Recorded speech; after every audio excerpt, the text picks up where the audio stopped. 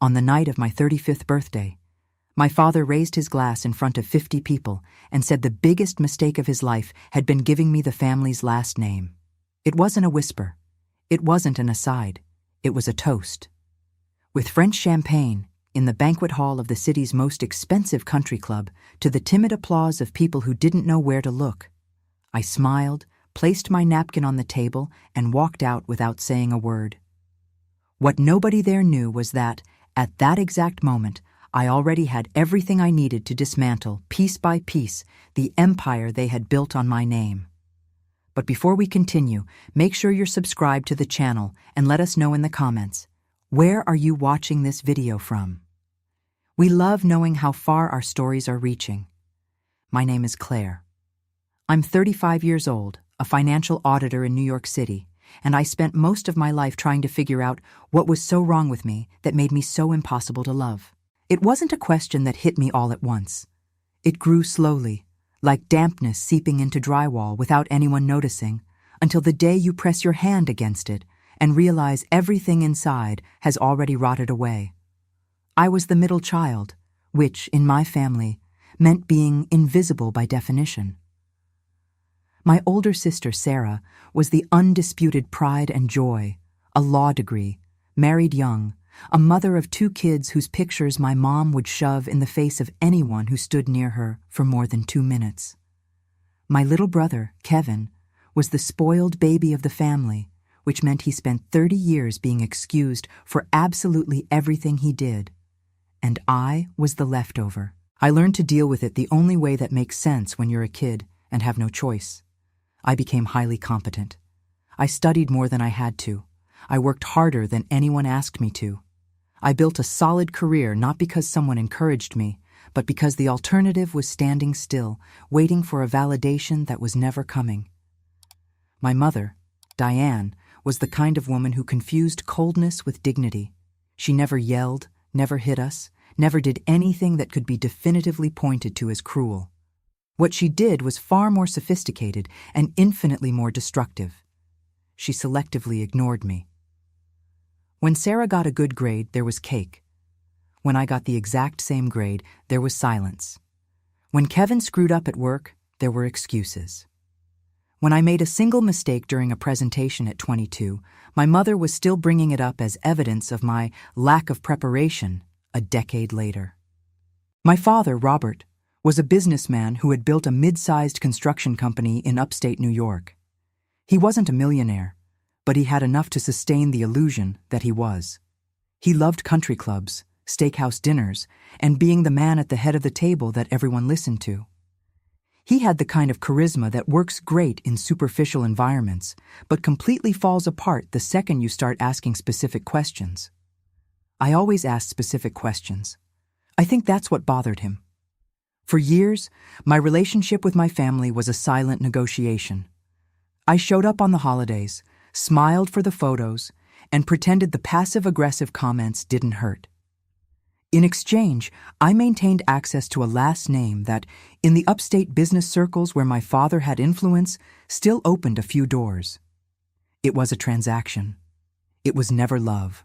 What I didn't know, for a very long time, was that this transaction was far more dishonest than I could have ever imagined. I found out by accident, like most important things in life. I was reviewing a commercial lease agreement for a client when I came across a guarantee format that I recognized. Not because of the client, because of me.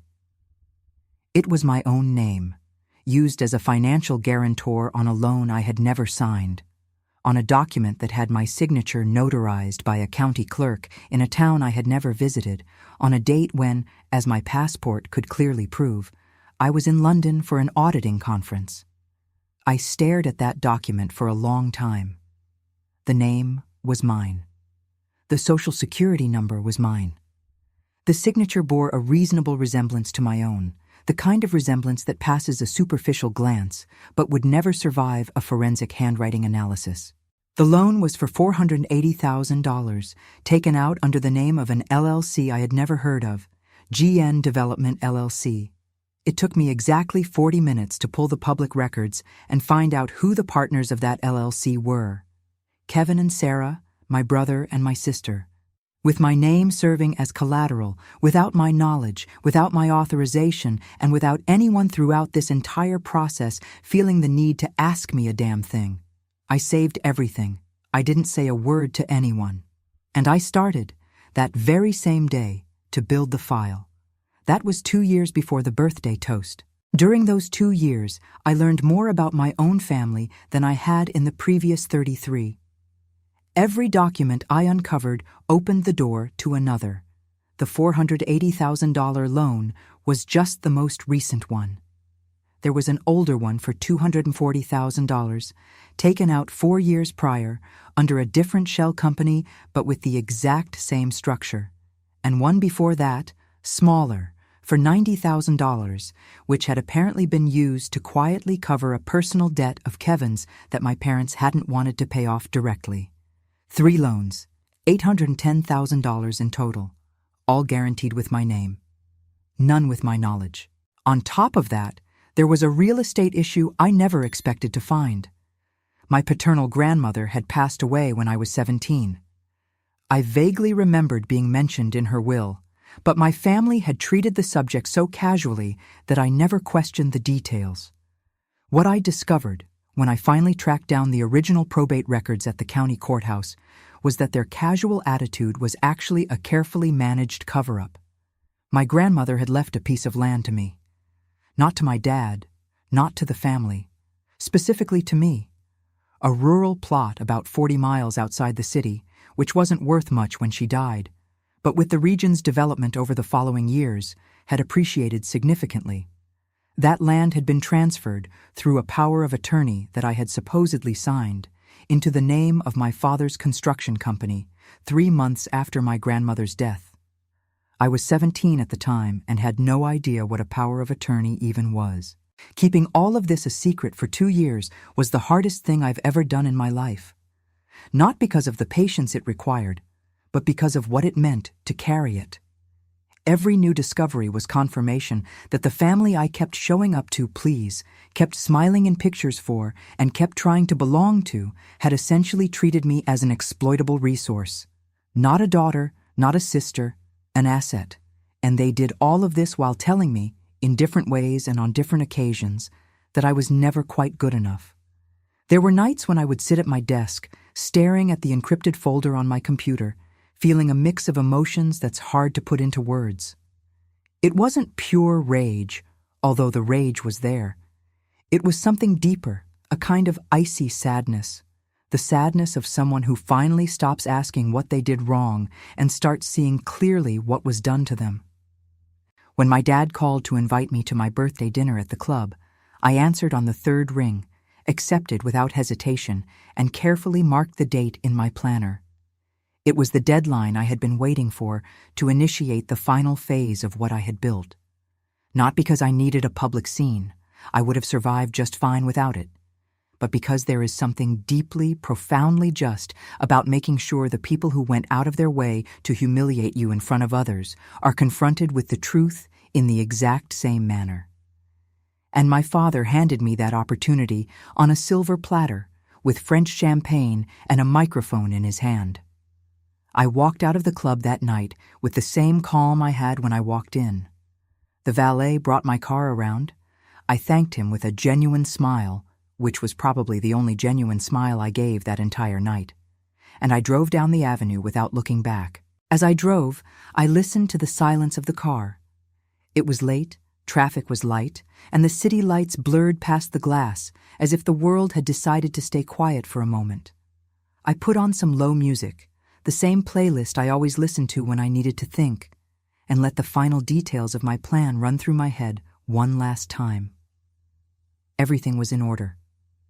I knew it was, because I had reviewed it 4 times, but there was something about going over it again that helped me breathe easier, like checking to make sure the front door is locked before bed, even when you know it is.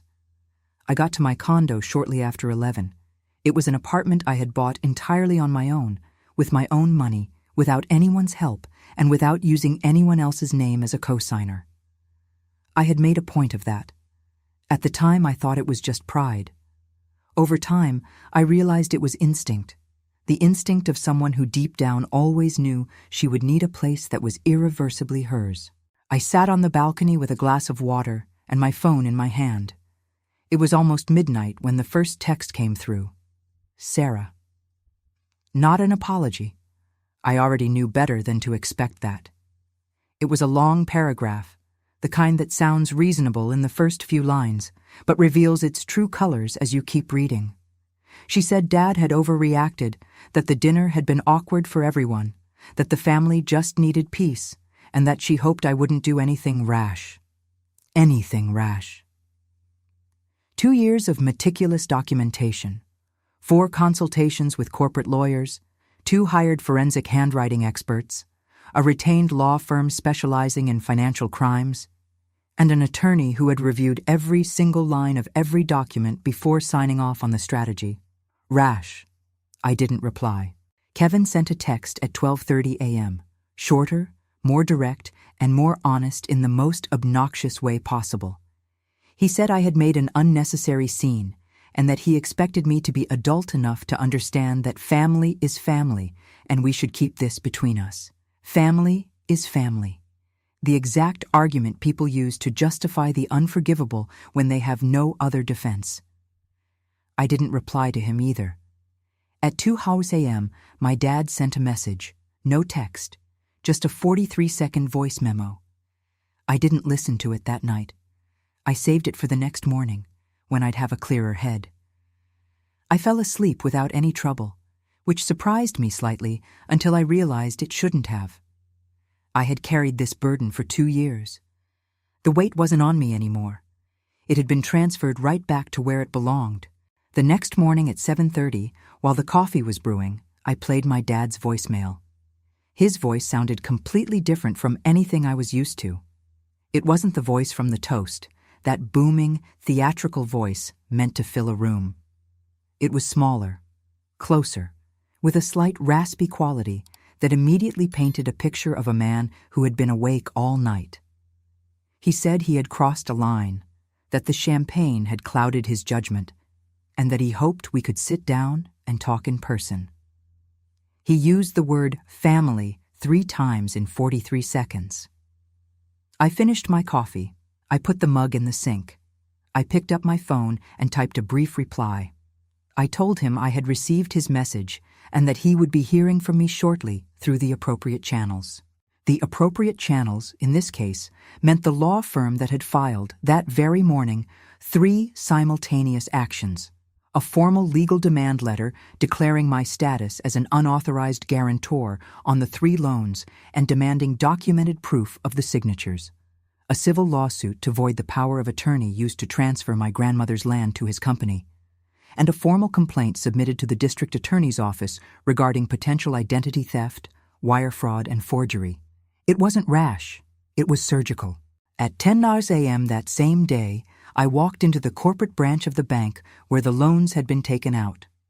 I had requested a meeting with the VP of corporate banking a week in advance, presenting myself as an interested party regarding a severe compliance and fraud issue. The VP was a man in his 50s, with the careful posture of someone who had spent his entire career learning never to commit to anything until he fully understood the liability sitting across from him. I presented the dossier. Every loan, every flagged signature, the forensic handwriting reports highlighting the discrepancies between the forged documents and the authenticated samples of my writing. My passport showing the entry stamps at Heathrow on the exact date of the second contract, and the geotagged photos I had taken throughout the London conference proving I was physically across the Atlantic while someone was notarizing my forged signature 120 miles away from my apartment. The VP stared at the closed folder in absolute silence for a long moment. Then he excused himself, stepped out of the office, and returned 15 minutes later with a younger guy he introduced as the bank's in-house legal counsel. The 2 of them listened to the whole pitch again, but with a different kind of attention. The kind of attention people give when they realize a situation has the potential to become a massive federal headache. I walked out of the bank with a formal incident report number and a written guarantee that my name and credit profile would be immediately suspended from any liability tied to those contracts pending the internal fraud investigation. It was a step, not a total victory. But it was the step that put the gears in motion. On the cab ride back to my office, my phone rang from an unknown number. I answered. It was Sarah, calling from a different phone because she had clearly figured out I'd blocked hers. Her voice had an urgency trying to masquerade as concern, but I recognized it instantly as the early stages of panic. She wanted to know what I had done, what was going on, and why the bank's legal department had just called Dad demanding an immediate explanation. I told her she would receive all the necessary information through my attorney, and I hung up. Not out of anger, just with the same cold efficiency you use to wrap up a meeting that has run out of agenda items. I spent the next 3 days working normally. That was important to me, not as a tactic, but as a principle. My life had kept moving during the 2 years I spent building this case, and it was going to keep moving after. What was happening to my family was merely the consequence of choices they had made. It wasn't the center of my universe. It was just a bill finally coming due. On the 3rd day, my dad showed up at my office. I hadn't been warned, and the receptionist, not knowing the context, let him come up. He walked into my suite with that same space-dominating swagger it took him decades to perfect, the posture of a man who inherently believes he has the right to be anywhere he pleases. But something was slightly off. There was a tension in his shoulders I had never seen before. It was as if the room he was trying to fill was just a bit too small for him now. He sat down without being invited, as usual. I closed the spreadsheet I was auditing, folded my hands on the desk, and looked at him in silence. I let the silence do the work. I've learned that silence, when controlled by someone who isn't afraid of it, is the most ruthless tool in the room. He started right where I expected him to. He said he went too far at dinner, that his words were too harsh, that the family needed to stick together, especially during hard times, and that what I had initiated with the bank was a massive overreaction to a situation we could easily settle between ourselves. He used the phrase, "keep our dirty laundry in-house," twice. I waited until he was completely finished. Then I opened my desk drawer, pulled out a single laminated page, the conclusion of the forensic handwriting analysis, and slid it across the desk toward him without saying a word. He picked it up, read it. He sat in silence for much longer than I anticipated. When he finally looked up at me, his expression was something I spent a full second trying to decipher because it was genuinely new. It wasn't anger, it wasn't contempt, and it wasn't the calculated condescension I had been fed for 35 years. It was something closer to reassessment, like he was looking at me from an angle he had never bothered to consider before. He claimed Kevin had taken the initiative on his own. He swore he didn't know about the 3rd loan. He said the transfer of the land had just been a corporate asset protection strategy at the time to shield the family estate from liabilities, and that someone he conveniently left out who had assumed I would agree to it once things stabilized, so they just never got around to telling me. I just watched him as he spun it. There was a very specific architecture to this version of events that I remembered vividly from my childhood. It was the architecture of my family's stories. There was always one minor detail that explained everything away. There was always a good intention masking the betrayal, and there was always a rogue actor who took initiative while everyone else was just trying to help. In their stories, accountability never actually landed on anyone. It just floated in the air. I simply told him that I understood the narrative he was presenting, that my attorney would receive it as well, and that the legal discovery process would determine the actual facts. I stood up, walked over to my office door, opened it, and stood there. It was the polite corporate equivalent of kicking him out. He stayed seated for a moment. Then he stood up, placed the forensic report back on my side of the desk, and walked out without another word. The hallway outside my office was long, and I listened to his footsteps fade away as he walked toward the elevators. It was the kind of sound you only truly appreciate when the dynamic has entirely flipped. My whole life, it had been my footsteps fading away as I retreated from places I wasn't wanted. Now, it was his. That afternoon, I got the confirmation I was waiting for from the county clerk's office where the power of attorney had been filed. The notary public who had stamped it had retired 2 years ago, but his successor pulled the archives. The document had been notarized with 2 required witnesses. When their IDs were run, it turned out both witnesses had been legally dead before the document was even drafted. Dead witnesses signing legal documents. It's the kind of detail that makes you realize the fraud wasn't just sloppy. It was built on the absolute arrogance that it would never be scrutinized. They built it assuming nobody would ever ask questions, assuming I would never ask questions. I forwarded the file to my attorney that afternoon. Her reply came back in less than an hour. We had more than enough to elevate the DA complaint from a standard inquiry to a formal criminal indictment request. That was the green light for Phase 2.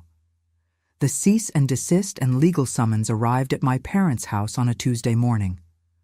My mother called me at 9:42 a.m., which meant the process server had knocked early. I didn't answer. She tried 4 times in 10 minutes, then stopped. At 10:30, Kevin called. At 11, Sarah. At 11:20, a number I recognized as the boutique CPA firm that managed my dad's corporate taxes. I let every single one go to voicemail and went back to my meetings. What the legal summons formalized was structurally simple, even if the fallout was massive. I was exercising my legal right as an unauthorized, defrauded guarantor to demand the immediate removal of my name from all liabilities, demanding financial restitution for the damage to my credit score during the years the loans were active, and demanding the immediate return of the deed to my land or a cash equivalent based on a current appraisal I had commissioned, which valued the plot at $1.2 million. At 2:01 p.m., my mother showed up at my office.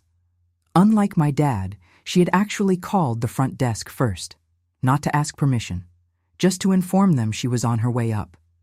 It was a subtle detail that spoke volumes about how she viewed the power dynamic. She didn't see this as a situation where she needed my cooperation. She saw it as a situation she was about to manage. Diane had a way of dominating a room that was entirely different from my father. Where he used sheer volume and physical space, she used weaponized silence and the uncanny ability to make any interaction feel, on the surface, like a perfectly reasonable chat between adults. She was harder to handle than his explosive temper because she required total focus. You didn't just have to listen to what she said, you had to listen to what she deliberately left out. She didn't sit down right away. She stood for a moment, letting her eyes drift around my office, doing that thing she always did, inventorying someone else's space before deciding exactly where to position herself within it. Finally, she sat, smoothed her purse over her lap, and began. She said she understood I was hurt. She said my dad's toast was deeply cruel and that she had tried to stop him but got there too late. She said the family had made mistakes, that Kevin had been incredibly irresponsible, and that she herself had failed in many ways as a mother. She delivered the entire monologue with such a measured, soothing cadence that, if I didn't know her, it would have sounded like a genuine apology. But I knew her. And there was a massive, glaring omission in her speech. Not once, in any of her carefully crafted sentences, did she actually admit that what they did was illegal or wrong. She said there were mistakes. She said Kevin was irresponsible. She said she failed. It was a masterclass in passive voice and vague pronouns, leaving the door wide open for the narrative that this was all just a giant misunderstanding, a series of good intentions that just didn't pan out. I let her finish. Then I asked her exactly one question. Did you know about the forged power of attorney for the land when it was filed? The silence that followed lasted exactly long enough to give me the answer before she even opened her mouth. She knew. I told her my attorney would be in touch with theirs regarding the next steps, and I thanked her for stopping by. She stared at me for a moment longer than necessary. It was the first time in years I can remember her actually looking at me, not looking past me, not staring at an imaginary spot on the wall above my head, but truly looking right at me. And in her eyes, there was an expression I couldn't immediately pinpoint, something I only figured out much later. It wasn't remorse, because remorse requires acknowledging you wronged someone who deserved better. It was closer to shock, the profound shock of someone who had chronically underestimated the person sitting across from them and had just been handed the bill for it. She left. I walked over to the window and stared down at the Manhattan traffic for a few minutes. There was a hot dog stand on the opposite corner with a small lunch rush line forming. The world was spinning on with absolute indifference to what was happening in my office, which was exactly how it was supposed to be. The lawsuit to void the land transfer had a very specific catch that my attorney had outlined from day one. Because it involved federal wire fraud, identity theft, and dead witnesses on a notarized document, this wasn't just a civil dispute anymore. The criminal investigation was running on a parallel track, and that track did not require my permission to move forward. Once the district attorney had the file, the state became the plaintiff. It didn't matter what the family tried to negotiate with me behind closed doors. My dad finally understood this when his own lawyers explained it to him. I know this because his lead counsel called my attorney the following Thursday, begging for a sit-down to hash out an out-of-court settlement. My attorney called to ask how I wanted to play it. I told her to take the meeting, but to make one thing crystal clear. Any settlement had to include 100% of the damages, the immediate transfer of the deed back into my name, or the $1.2 million equivalent, and a signed, legally binding admission from them that the signatures on the loans and the power of attorney were entirely forged. That last demand was the most important one. Not for the lawsuit itself. We already had the forensic proof. It was important because it created a permanent record. Because one day, long after I'm gone, there will be a document sitting in a county clerk's archive or a judicial database where my family was forced to legally admit exactly what they did to me. The meeting took place on a Monday in my attorney's downtown conference room. I didn't attend. My lawyer called me at 5 p.m. with the debrief. Dad's lawyers had walked in with a counteroffer. They'd give the land back and pay 40% of the loan values in cash on the absolute condition that I withdraw my complaint with the DA. My attorney politely explained to them that I couldn't withdraw the complaint even if I wanted to, because the DA's office doesn't need a victim's permission to prosecute felony fraud. Their counteroffer was mathematically and legally useless. She slid our terms across the table: give back the land, pay 100% of the financial damages, and sign the confession. No conditions attached to the criminal case, because the criminal case was completely out of my hands. They said they needed to think about it. 2 days later, they accepted. When I signed the final settlement, I did it on a sunny Tuesday afternoon in a room with floor-to-ceiling windows. My lawyer was beside me, and I used a pen I had bought specifically for the occasion, a cheap, lightweight metal pen that I later tossed into my desk drawer. Not as a trophy, but as a reminder that some things that feel completely impossible to survive are actually entirely solvable, as long as you have enough patience and keep your receipts. The deed to the land was transferred back into my name that same week. It was a 40-mile drive upstate to a plot of dirt I had never actually seen with my own eyes. I drove up there by myself on a Saturday. It was a wide, open acreage with low brush and an endless horizon. I stood right in the middle of it for a long time, watching the tree line, feeling a breeze coming from a direction I couldn't quite place. There was nothing breathtakingly beautiful about it. It was just dirt and grass. But it was mine. It belonged to my grandmother, who had wanted me to have it, and someone else had decided her dying wish didn't matter. And now it was mine again. I talked to my Nana while I stood there, not out loud. But I did that thing people do when they speak internally to someone who's gone, hoping they can hear. I told her I got it back. I told her it took a while, but I did it. And I told her I thought she'd be proud. The criminal investigation continued its slow march through the justice system, requiring nothing from me other than handing over a few requested files. My attorney handled the red tape. All I knew was that formal indictments for forgery and fraud were on the table, and the chips would fall wherever the DA decided to let them fall. My family stopped calling after the settlement was signed. It wasn't overnight, but a slow fade.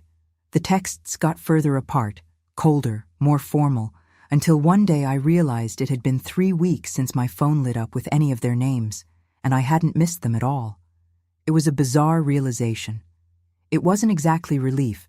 It felt more like when a loud hum in the background, a noise you've lived with for so long you stopped actively hearing it, suddenly shuts off. And in the silence that follows, you realize how much better it is to just breathe without the noise. There was only one thing left to do, something I had been putting off for reasons I couldn't completely rationalize. I needed to go look at the apartment where I grew up. Not the massive house where the birthday disaster happened, but the small 4th-floor walk-up downtown where we lived until I was 12, right before Dad's company blew up and gave them the excuse to buy a mansion. I didn't need to go for any practical reason. I needed to go for a reason that's hard to say out loud without sounding dramatic. I just wanted to look at it from the street, from the outside, to see it the way a stranger passing by sees it, without the heavy history, just staring at the brick facade of an ordinary building on an ordinary block. I wanted to see if it looked smaller than I remembered, because the things that terrify us as kids almost always look pathetic when we come back to them as adults. I needed the visual proof. I drove past it on a Wednesday afternoon. I parked across the street. It was a dull beige building with a concrete awning and barred lower windows, completely unremarkable. The 4th-floor windows were open, and there was a cheap green plastic chair sitting on the fire escape. It wasn't the same chair from my childhood, obviously. Decades of other lives had cycled through that unit. But the window frame was the same size. The fire escape was in the exact same spot. It looked smaller, so much smaller, which was exactly what I needed it to be. I sat in my car for 10 minutes. Then I put it in drive and blended back into the traffic. I had a 5 p.m. conference call. I had an audit report due by Friday. I had a life I had built from scratch, brick by brick, without anyone handing me the cement and without needing anyone to hold the ladder. That night, I did something I hadn't done in years. I called a friend from college I had lost touch with while I was consumed by all of this. We talked for an hour about things that had absolutely nothing to do with lawsuits or deeds or forensic handwriting. We talked about a show she was binge-watching, a road trip she had taken, and a new Italian place she swore by. It was a conversation completely devoid of weight, and ironically, the absence of that weight was the most healing thing I had felt in years. 3 months after the ink dried on the settlement, my phone rang. The caller ID showed a different area code, so I picked it up, assuming it was a client. It was Kevin. He was using a burner or a friend's phone, knowing I had blocked his actual number. His voice sounded hollowed out. Stripped of the arrogant armor he had worn his whole life, it was just the shaky, authentic voice of a guy whose carefully constructed reality was finally fracturing. He talked for about 2 minutes. He admitted he screwed up. He said he used my identity because he was drowning in debt and panicked, stupidly convincing himself that he'd just pay it off and explain it to me later. He said he knew there was no excuse. He said he was sorry. I listened to every word. I didn't interrupt him. When he finished, I let the silence hang for a second, not to punish him, but because I needed a second to catalog my own reaction. What I felt was incredibly simple, even if there isn't a perfect word for it. It wasn't forgiveness in the Hallmark sense, the kind that implies wiping the slate clean and pretending the past didn't happen. The past wasn't worth restoring. What I felt was just pure, neutral indifference. It wasn't malicious, and it wasn't kind. It was just the hard, factual realization that his actions were documented, the consequences had arrived, and whatever he chose to do with the wreckage of his life was no longer my problem. I told him I heard him, and I thanked him for calling. Then I hung up. I don't look at that phone call as the end of the story, because family trauma rarely wraps up with a neat little bow. I look at it as the exact moment I realized I had safely crossed over to the other side of a very dark river. Not because everything was magically fixed. The criminal courts were still moving, the lawyers were still billing hours, and the justice system takes years to truly finish its work. But the work inside me was finished. A question I had been carrying since I was a little girl had finally stopped echoing in my head. The question was always, what is wrong with me? The answer, which took 35 years to finally crystallize, was that there was absolutely nothing wrong with me. I just happened to be born to people who preferred to view my existence as a line of credit rather than a human being. And for decades, I had carried the shame of their behavior as if it were a reflection of my own worth, as if being treated like I was less than actually made me less than. It didn't. It never did. The following weekend, I drove back upstate to my land. This time, I brought a folding camping chair, a bottle of water, and a novel I had started 3 weeks ago, but kept putting down because there was always a crisis to manage. I set up my chair right in the middle of the empty lot, found my bookmark, and read for 2 uninterrupted hours in a silence so pure it felt heavy. No traffic, no conference calls, no passive-aggressive family dinners. The sun started to dip low. When the pages got too dark to read, I closed the book, stared out at the tree line, and actively, intentionally, thought about absolutely nothing. It was just an empty plot of dirt 40 miles outside the city, left to me by a grandmother who had seen me in a way the rest of my bloodline refused to. It was legally mine. It had been mine the whole time. Except now, I knew it. And knowing it made all the difference in the world. I tilted my head back as the sky bruised from a soft orange into a deep, dark purple, and I took a long, deep breath. The weight was permanently off my shoulders. I was no longer a fractured version of myself, begging for the approval of people who had decided long ago I wasn't worth giving it to. I had a piece of land, a good book, the fading sunlight, and the massive, unshakable certainty that the space I occupied in this world was exactly the size it was always meant to be. Mine, and only mine, since the very beginning. Now, if you like this story, smash that subscribe button and let me know in the comments. Which part made your jaw drop? Oh, and don't forget to become a member for exclusive videos I don't post here. See you there.